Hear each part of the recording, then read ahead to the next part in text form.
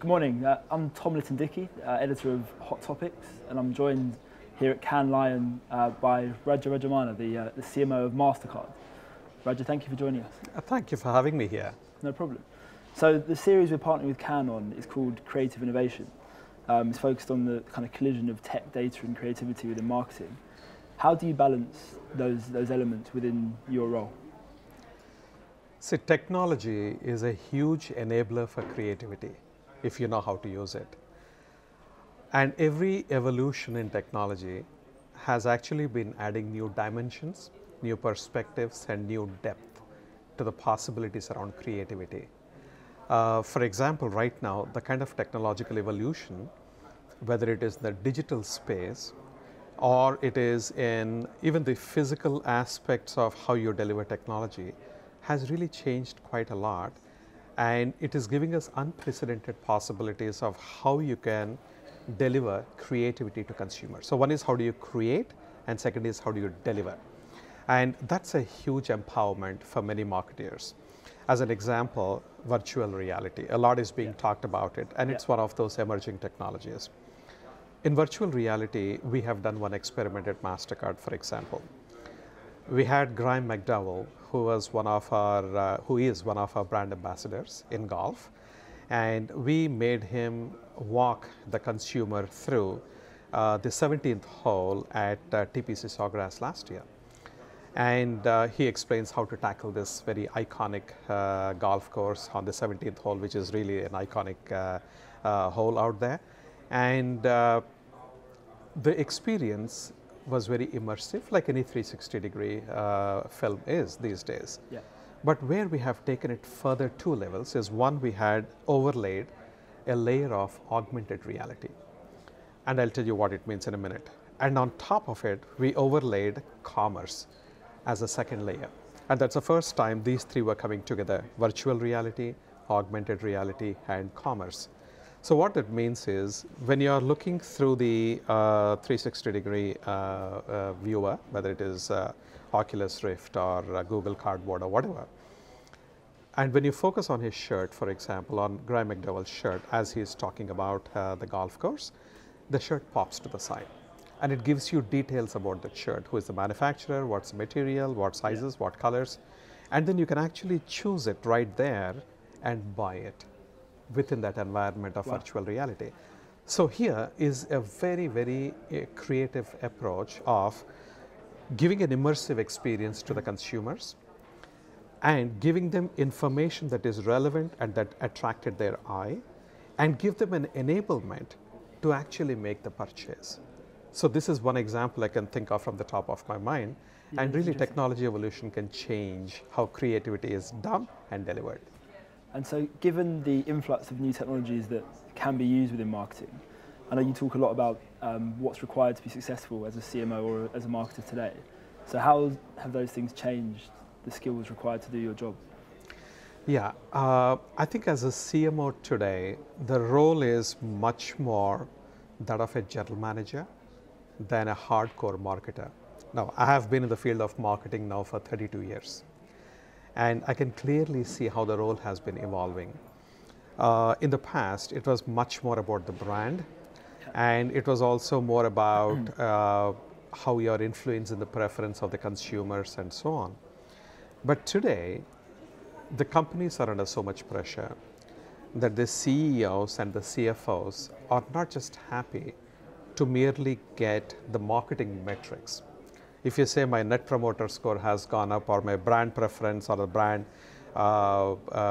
scores, likability scores or whatever has gone up, those are marketing KPIs which are mostly cared for by marketing people. But outside of marketing, people are saying, what does it do to my bottom line? What does it do to my top line? Yeah. And connect the dots between the commercial results or the business results and your marketing metrics. So as a marketer today, or as a CMO today, you need to be fully thorough in how does your business make money? What is the financial model? And what are the dots that are connecting your marketing metrics with the business metrics? That's one. Second, technology, we just spoke about how empowering it is.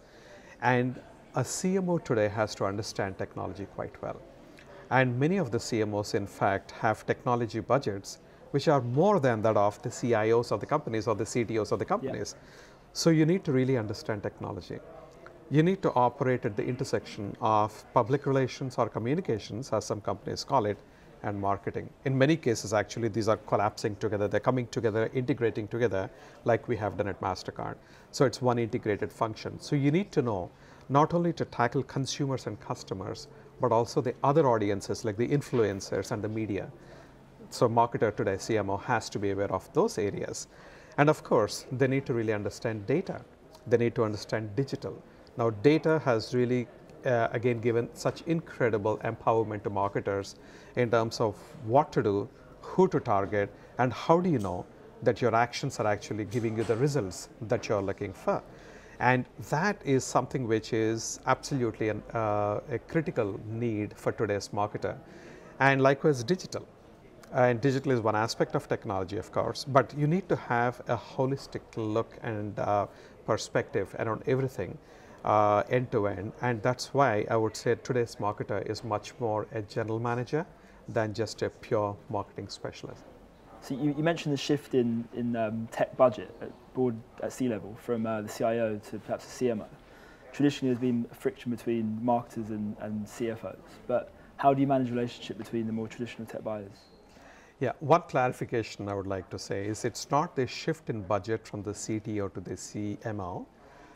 I'm saying that marketers today have a technology budget. And in many cases, the CMO's technology budget is actually more than the technology budget of the CTOs or the CIOs, right? And that necessitates marketers to be very close to technologists. So the CMO and the CTO have to be joined at the hip, and they have to work hand in hand. This does not mean that that's all the relationship that matters. You still, as a CMO, are accountable for the business results. So you have to be very closely tied with your CFO as well. And whatever you do has got implications from a legal perspective.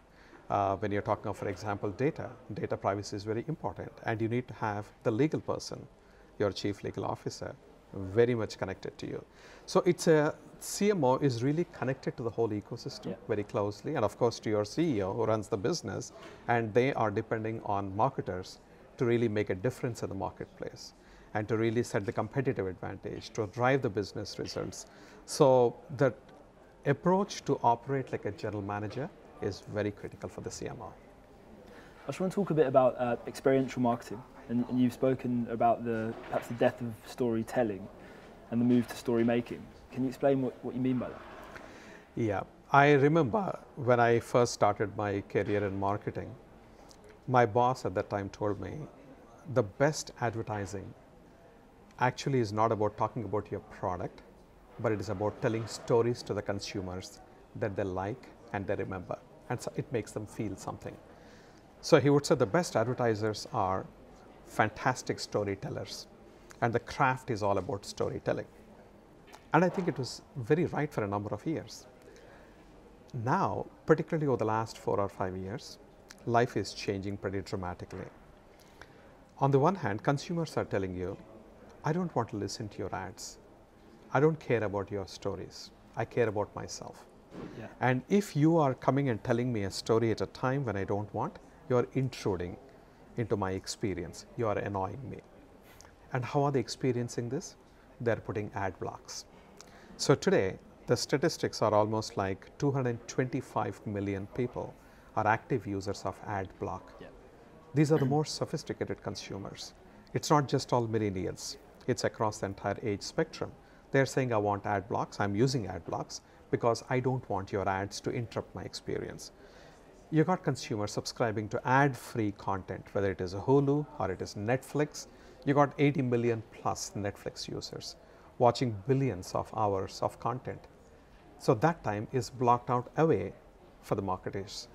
And in that kind of a scenario, when consumers are so openly telling you, I don't want your ads, and they're using ad blocks. And in Asia, many of the phone companies are pre-installing adware or the ad block software, which enables consumers to do these things very quickly. So as marketers, we need to understand, what do consumers really want? It's not about your storytelling. They want to be the heroes. They want to make the stories, which means it's all about experiences that you as a brand enable for them. So when you're enabling experiences for the consumers, they then are narrating those stories that they make to their audiences, to their friends, to their network. And consumers don't block their friends. They actually want to know what's happening with their friends. They want to listen. So they become your advocates in many ways. They tell the story on your behalf, but it is their story told in their own way, which we call as story making. And that's basically the transition from classical marketing to experiential marketing phenomena. And that's what we're actually following at Mastercard. And have you started to see the business impact of that shift? It's very, very positive. It's extremely positive. We have seen our brand scores jump up pretty significantly. In fact, just today morning, I was looking at one of the Nielsen reports, which showed that Mastercard has jumped 103 spots in the best brands in Japan, from 126 to 23. And we are having these kind of improvements around the world. And this is not just about the brand or the brand likability or the brand preference and net promoter scores and so on, but it is also about the business results. You can clearly see how the experiential marketing aspects are allowing us to either win deals or retain customers or retain consumers. That's been extremely positive, and very, very happy about how this transition is helping us pretty significantly. Raja, thank you very much for your time. Thank you very much. Appreciate it. Thank you. I appreciate it. Thank you. Cheers.